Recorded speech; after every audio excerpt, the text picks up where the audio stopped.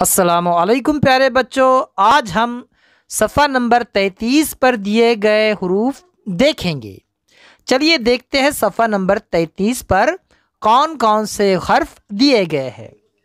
तस्वीर देखो, तस्वीर का नाम बताओ, तस्वीर के नाम की पहली आवाज़ बताओ। चलिए प्यारे बच्चों, हम तस्वीर देखते हैं। देखिए प्यारे बच्चों, आपको यहाँ पर क्या नज़र आ रहा है? इसे आप कहते हैं चश्मा और उर्दू में से कहते हैं ऐनक। क्या कहते हैं? ऐनक, याद रखिए। और ये जो छड़ी है इसे कहते हैं असा। ये ऐनक और ये असा, ऐनक असा, इन दोनों की पहली आवाज है अ के लिए आपने देखा था कि अलिफ इस्तेमाल होता है, लेकिन इस आवाज़ के लिए एक और अलामत इस्तेमाल होती है। देखिए, ये अलामत इस्तेमाल होती है अ के लिए, इसे कहते हैं आइन। आइन से ऐनक, आइन से असा। चलो बच्चों, दूसरी तस्वीरें देखते हैं। ये देखिए, ये है गार।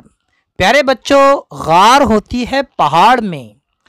पहाड़ में जो खोखला हिस्सा होता है जिसमें इंसान या जानवर दाखिल हो सकते हैं, उसे कहते हैं गार।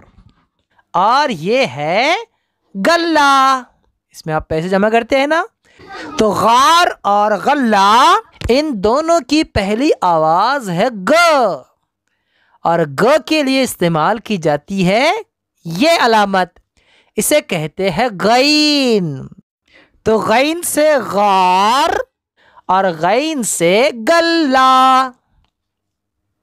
यहां देखिए प्यारे बच्चों, ये है फ्रॉक और ये है फव्वारा। फ्रॉक और फव्वारा, इन दोनों की पहली आवाज है फ, और फ इस आवाज के लिए इस्तेमाल की जाती है ये अलामत, इसे कहते हैं फे। फे से फ्रॉक और फे से फव्वारा। ये देखिए प्यारे बच्चों, ये है कैंची और ये है कलम।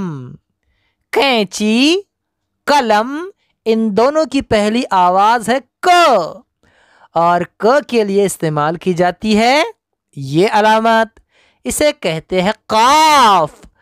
एक काफ डंडी वाला भी होता है, और जैसे आपने ऊपर देखा था गैन, ग आवाज़ है उसकी, गैन के लिए अलावा ग आवाज़ के लिए गाफ भी इस्तेमाल होता है।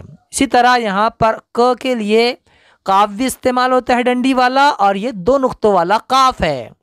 तो हम पढ़ेंगे काफ से कैंची और काफ से कलम। ठीक है, एक मर्तबा और पढ़ लीजिए, याद कर लीजिए।